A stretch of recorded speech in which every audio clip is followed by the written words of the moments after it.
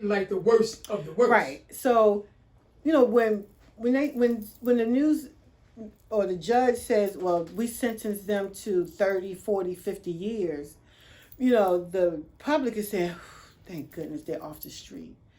But guess where they at? They in prison. Right, they're in prison. And that criminal behavior, it doesn't stop. And I thought it did. Wow.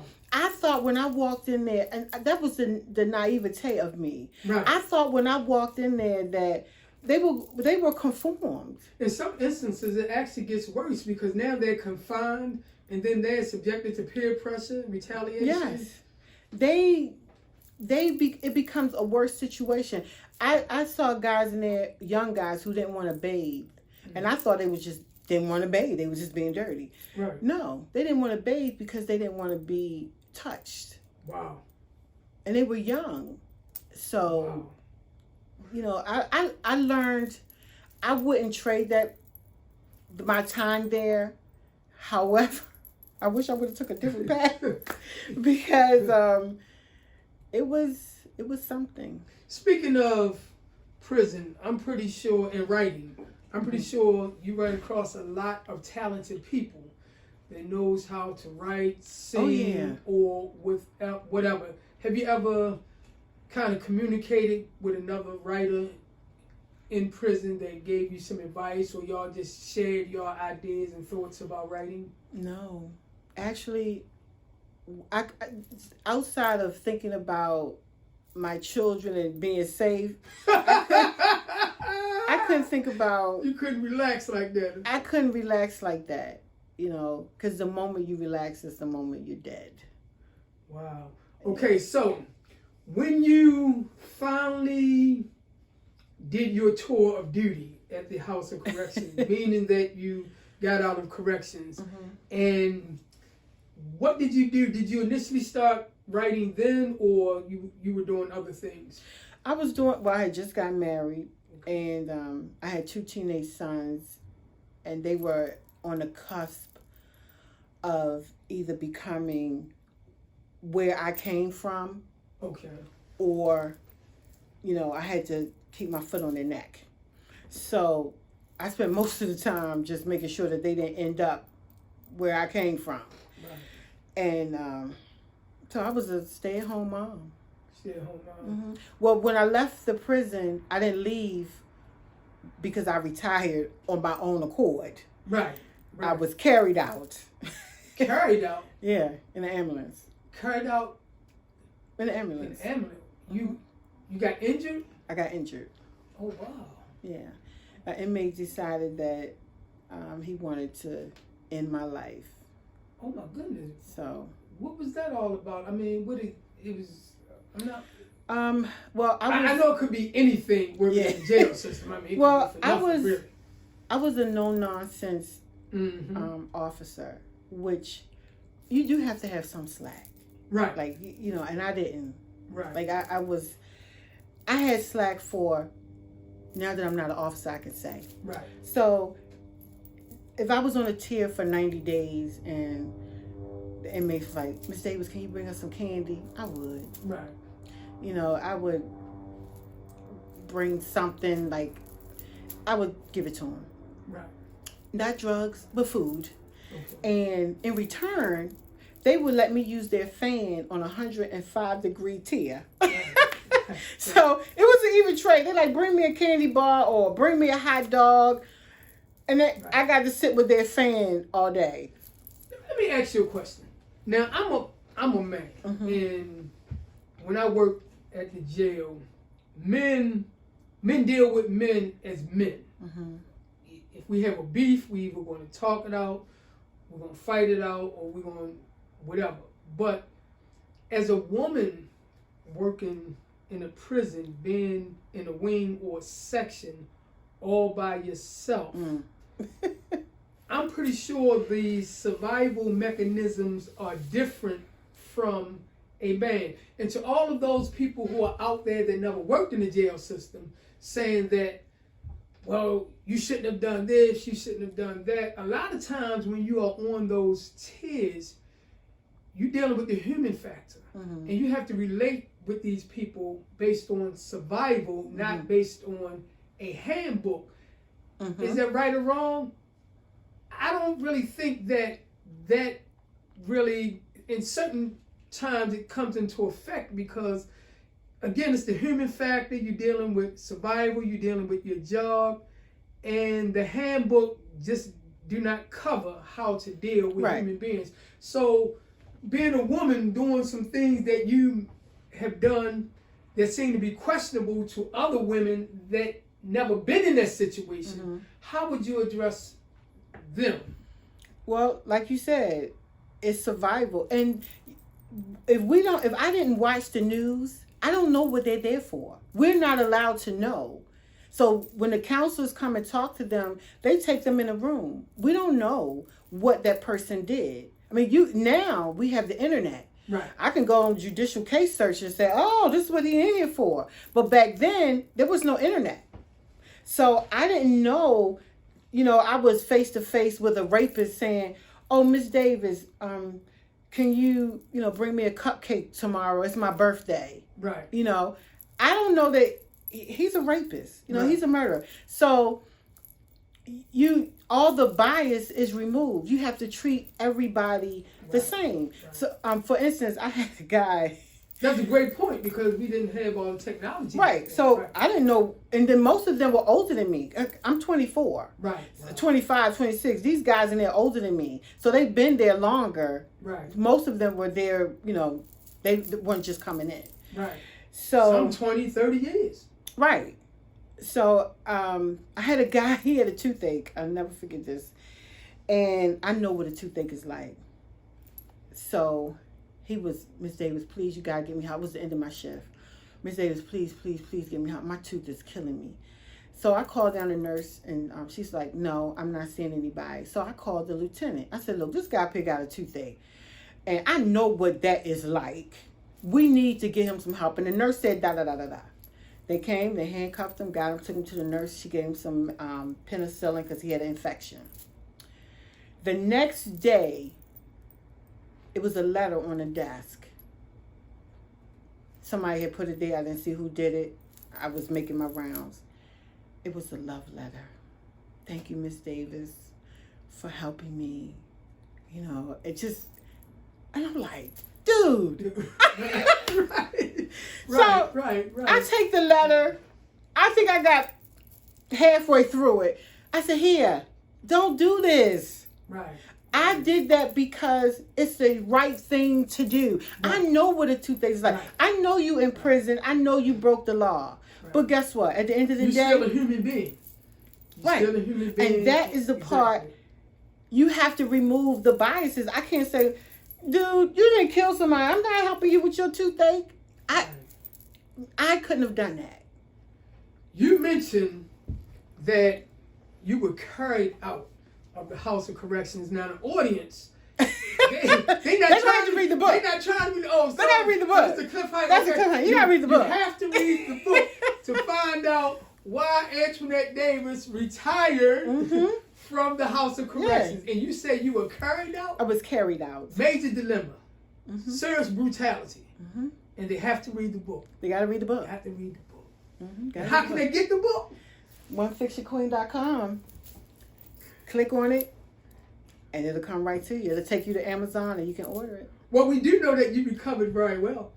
Look at you. I mean, the outer did. Okay. The inner did not, and you can see that in my writing. You can see, the pain, the things that I deal with on a daily because of that situation. You can see that in my writing. Gotcha. Yeah. I like to, like I said. And people don't think about that, the trauma that lingers. Right.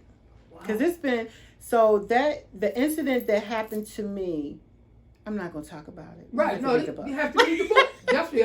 I definitely want them to, I'm reading the book. I want to know what happened for you to be carried, and I know what it requires for them to call an ambulance. And so it had to be something brutal. It was. Wow. It was. Wow. Well, I'm at least glad on the surface. Yeah. But I know now, Did you have to get counseling or For the rest of my life. for the rest of your life? Mm-hmm. Wow. Yeah. And part of my counseling is writing. Right. My therapist, and I have a therapist, I'm not ashamed to say, she loves that I write. Okay. That's my, that's how I deal with, anxiety. Right. That's how I deal with depression. I write. Would you advise correctional officer or anybody in law enforcement that suffers that type of trauma, would you recommend seeing a therapist or counselor or psychiatrist to help them get through moments? I recommend anyone that's African American that grew up in the United States to go to therapy. Wow. We do not take care of our mental. As I stated, I was a teenage mother, and back then, 1982, postpartum was for white people. Can I say I went through postpartum? Absolutely. It was traumatic. I'm a mother, and my mother's best way of dealing with that is, we're going to take care of this. We're going to handle it. You know what? We ain't going to miss a beat. You're going to go to school. You're going to graduate. We're going to take care of these children. But all the while, I'm thinking, I'm a mother. They depending on me because I had twins. They're depending on me. I got to feed them. I got to clothe them. And it was stressful. I look at my grandchildren now who are 16, 17, 18. I couldn't imagine them being a mother. And yet I was. Wow. So I encourage you to go to my website, onefictionqueen.com. Look through the journals. And if you, I went through a divorce. And I did the divorce journal because after my divorce, I felt like a failure. I felt like, first of all, I got these 2 sons, and no man's going to come in here and say, I'm the new daddy, So, that divorce journaling helped me. I still journal. Okay. And the beautiful thing about journaling, one of the things that I love the most, is I can go back to a journal that I had in 2010. And I look at where I was. I look at what I was going through. I look at what I came through and where I am today. Right. And it's refreshing. Like, I did that. Yeah. I made it through growth. That. Right. So journaling does help you see your growth. Now, I created the mature journal. I left that one out. Right now, my mother is elderly. Don't kill me. And I find myself on the other side of the spectrum. Okay. So I'm going through menopause. I'm taking care of my mother. I still, love to dance and, And looks like you living your life and you're happy. I guess that means a lot. It does, but I also realized that I came from being a teenage mother to now being I don't want to say a mother, but I'm taking care of my mother. Right. And I'm watching her get older. And so I created a journal called the Mature Journal because it can be taxing. You need to be able to put your thoughts on paper just to get through. So I encourage you to journal your journey with one of my journals at onefictionqueen.com. Everything is on Amazon. So if you are a Prime member like me and get a package almost every day, then just go on Amazon and go to my website and you can pay. Or you can download on Kindle.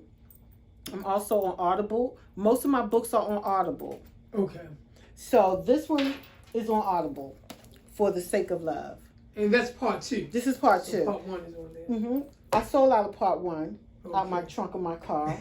And you can listen to it. And it's not me doing the Audible. So I hire narrators. That's another thing, authors. Make sure you get it on Audible. Amazon has everything for you, but there's still avenues that we didn't touch on that you need that would be beneficial, like getting in libraries. There are ways that you can get in libraries. Make sure you buy your own barcode. Make sure you own that, and that way you can sell anywhere and on Amazon. So, excuse me. And this book that I didn't show that is my favorite. Okay. It's called The Way I See It. The Way I See It. Okay. Yes. Okay. And this is about a young lady in Jackson, Mississippi. Okay. And her father was killed by a white man. Put in. And you know what we did not touch on? What's that? That is very important. When we are no longer officers, we still have that mentality. Yes, it took me. I retired. You still got it. Not all of it. I still got some of it. But I still got, yeah, you're right. I still have a lot, you know. But I retired in 2012. It took me about 2000, maybe 17 to 18 to really get that paranoia, to get that inner rage, to get that jail thing out of me. Mm-hmm. And I still have a little in me, and I have to correct myself, or, you know. It's a constant. When inmates come home, we say, oh, they're institutionalized. But so are we. Right. Because we right, go definitely. behind those bars too. Because I was literally behind bars. Definitely. Same here. Yes. So it was no door. Right. Like it was right. bars. You see the stabbings, you see the murders, yes. you see the hangings. Yeah, you see all of that. The I've crime. seen people make a bomb and throw it, and I've seen, them make liquor. This one guy was going home and he got drunk. He made his liquor in the toilet, and it was in the toilet. So everybody was drinking it out of the toilet. And so he was pissy drunk, and he came on my tier. I said, oh, you getting written up? And the other inmates say, Miss Davis, no. He going home tomorrow. Go home tomorrow. Just let it go. And I did. I turned I said, keep him away from me. I don't want to see him. Do something with this jump, flush it, something, get it off my tier. Right. So those are those times you look away. Right.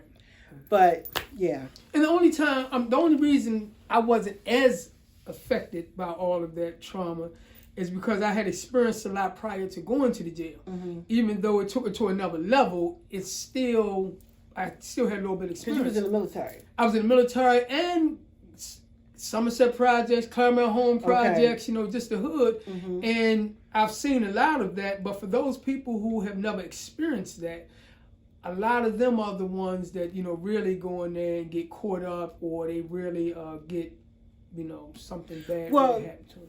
They had females coming to the prison who had college degrees. And it was always, wherever there's men, it's going to be a separation of the women. Right. So they treat the light-skinned women different than they treat the dark-skinned women. The racism thing still go on. Yeah. So even status symbol of beauty, Yep. Even the black majors and captains, they had the light-skinned girls working in the office doing the typing. And here I have a whole business management degree. But because I'm dark-skinned 5'7", they put me on a tier. I guess they think race transcends I wasn't the bars. Yeah, I wasn't cute enough to put in. And then I had a mouth on me, and I didn't want to sleep with them. Right. So you stand up for yourself. Yeah, I saw what sleeping with the sergeants, captains, and majors would do. Once they were done with you, they put you outside, sent you here, there. They wanted nothing to do with you. They moved on to the next they had to get you out the way. They didn't want a chair splitting their head while they were in the process of choosing somebody else. I picked up that chair, oh my God, and hit him across his back. That's all I'm going to say. So what book is that in? That's it in a nutshell. All right, again, I thank you for tuning in to the... So let me tell you, when that fight was over, the lieutenants gave me a nickname. What's that? Smoking Joe. Smoking Joe. You heard it, Smoking Joe, a compelling interview with Smoking Joe, a.k.a. Antoinette Davis. Thank you for coming out. God bless you in all your endeavors, and I appreciate you. Thank you. I appreciate it. God bless. God bless.